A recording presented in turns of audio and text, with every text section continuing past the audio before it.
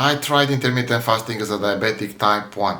Technically, you can do it, but there is a catch nobody talks about. Online is a lot of data, many people speaking how great intermittent fasting is, and it's such a magic thing to do, and it's transforming your body, and it's so great, and what do you need to do it, and once you succeed, how beautiful and great it is for your body. This video really explains the downside of it and how it really is for diabetic type 1. I want to speak a little bit about why I wanted to try intermittent fasting. After I read online, I became curious and I want to see if I can take advantages of these benefits of prolonged fasting state, like cellular improvement, metabolic improvement, improve insulin sensitivity, and giving more time to your body to repair. In the same time, I was thinking, if I eat less, I don't need to take more insulin. If I need to take less insulin, I have good and better chances to keep my blood sugar more stable across the days, giving a better trend and a flatter line within the ideal ranges. So generally that will help me to improve my blood sugar level management, which is great. Another good thing about it online is everywhere you can find it helps you to burn fat.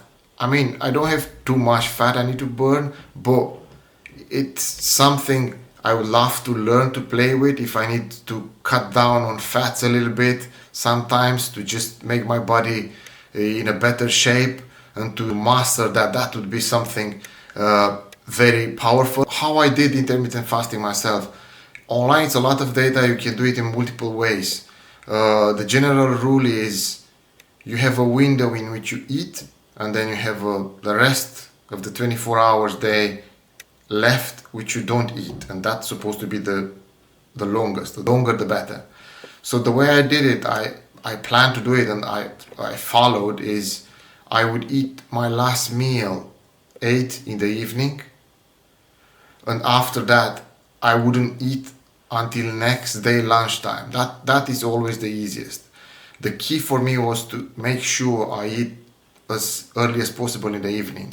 8, it was ideal. So I eat 8 in the evening, my dinner, and then breakfast I don't. I just drink a coffee, black coffee, and then I eat lunch after 1.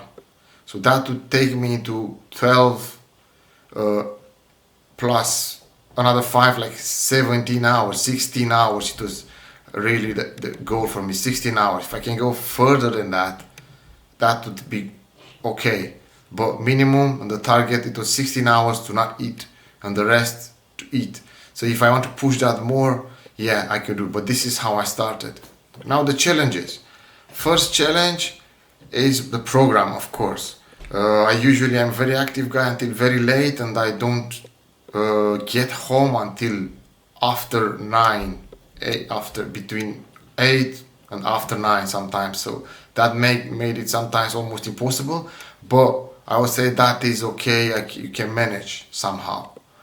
You can switch it and make it better, or if you just eat later, you push lunch later. That is the main thing. I had to make it work for me and to do some changes into my routine. But that's something which eventually it's doable. The second one is the blood sugar level, obviously. So it is very, very hard to not eat sometimes. So if I eat my meal at 8 in the evening after I did some hard training exercises,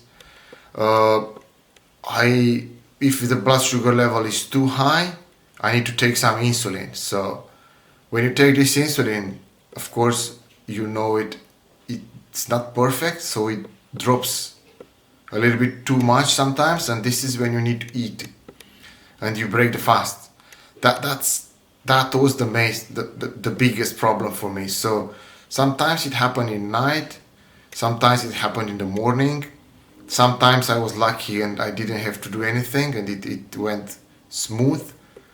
But the biggest challenge was always how to keep and maintain blood sugar level within my target limits closer to a normal healthy person. Between my goal is always between 4 and 5.5, and to keep it through this quite narrow window across such a long time without eating anything, it is very, very challenging. I think the only way to actually make it work is to keep the blood sugar level on the higher side of things, which kind of defeats the purpose of this, because my main goal was to do intermittent fasting to help me improve my blood sugar level management.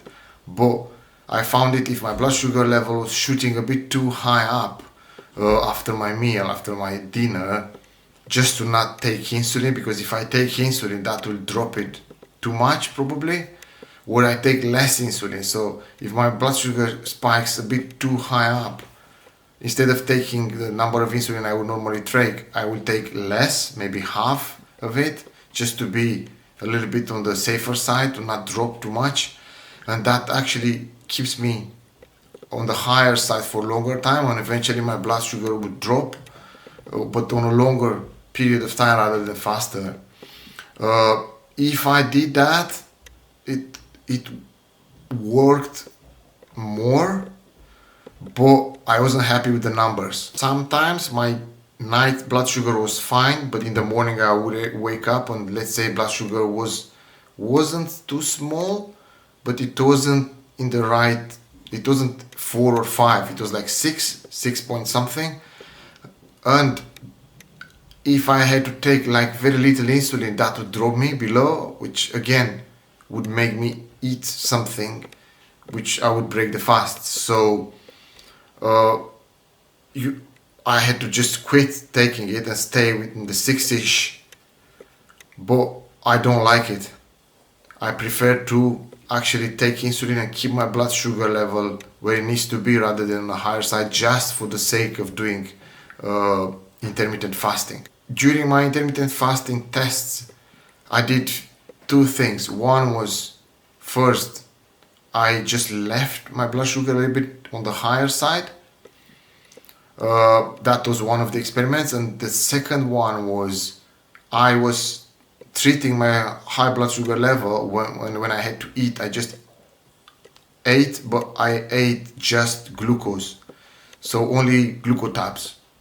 But that is not really a pure intermittent fasting, because those glucose tablets, they have calories, and it's not like a proper fasting. You don't put anything in your mouth for the 16-17 hours time frame. Honestly, as a diabetic type 1 who is trying, and the main goal is to keep the blood sugar level as close as possible to the normal healthy levels of any healthy person, I think doing intermittent fasting properly, you can actually do it only by keeping your blood sugar level on the higher side. Otherwise, you can't do a proper intermittent fasting. You will have to eat something. So if you are someone who just want to do it, these are the findings. You either keep your blood sugar on the higher level a little bit, and you are happy with that, and you just go through the window without eating, or you take some insulin, treat it with the risk of bringing the blood sugar below the normal level when you really don't have a choice and you'll have to eat something. This is what I found. Does it worth it doing it? I don't know, it depends. This is personal to every single one of you. This video is just to tell you how it would look like if you are a new diabetic and you are thinking to try this, or you are curious how it works. Maybe you need to do it for, I don't know, other reasons. Maybe you eat something which is not moving your blood sugar so much, and you can cope with the levels, and your body can keep it without too many fluctuations, and it doesn't drop so quickly when you take a little bit of insulin. But for me, it was very, very sensitive, and I take sometimes even 1 unit of insulin, it just shoots down. If I'm 6 and I take 1 unit of insulin, it just drops. Sometimes it depends really. It's never the same. Sometimes I'm 6 and I need 3 units because I have some, I don't know, stress hormones, and that makes it harder, where it's just very difficult sometimes. But it depends what your aim and the goal is. If you have other health benefits and you really not need to go through this, maybe you should try it. Please leave comments below. Let us know, have you tried the diabetic type 1 intermittent fasting? How did it go for you? Was it better than what I experienced? It was harder? It worked for you or not? Please leave comments, because many people get inspired from those, and we can help each other with our experiences. This is the video for today, guys. Don't forget to like, subscribe to the channel. Thank you for watching, and see you again next time.